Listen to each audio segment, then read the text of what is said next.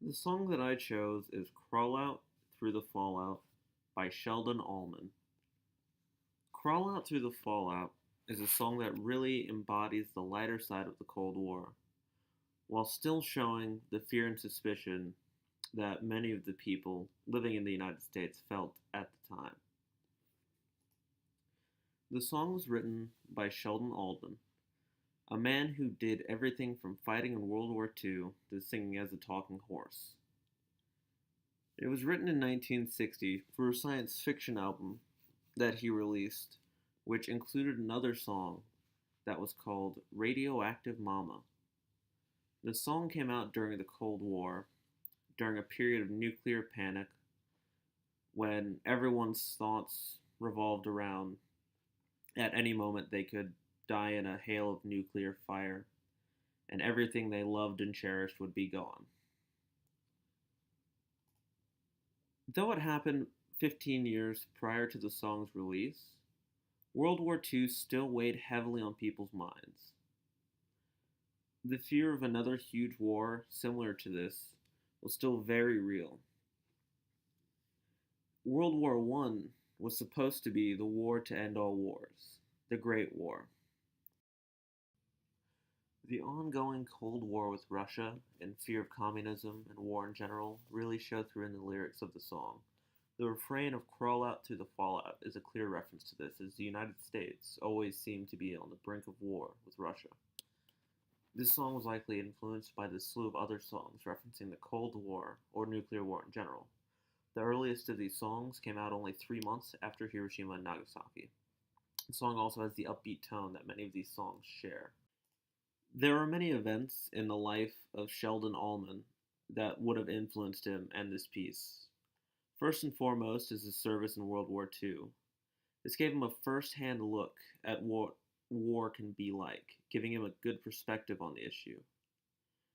After he returned from the war, he did many things. He was an actor for a while, appearing in films with people like John Wayne and Paul Newman. He also wrote music for shows and commercials, such as Mr. Ed and George of the Jungle. This likely had an effect on the song, giving it its upbeat style and catchy tune.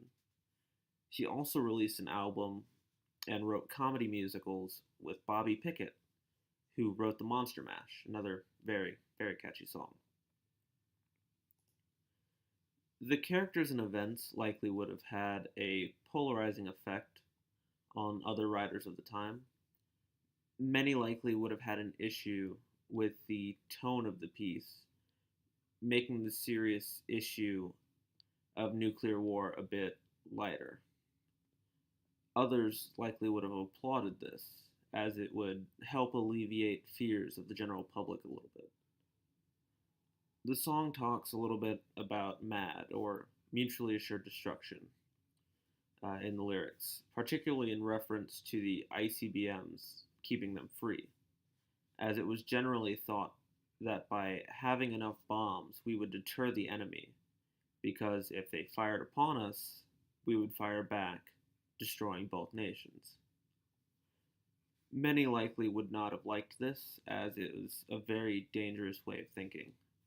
Many also wouldn't have liked how close to home this song hit with its talk of radiation burns and climbing white blood cell counts.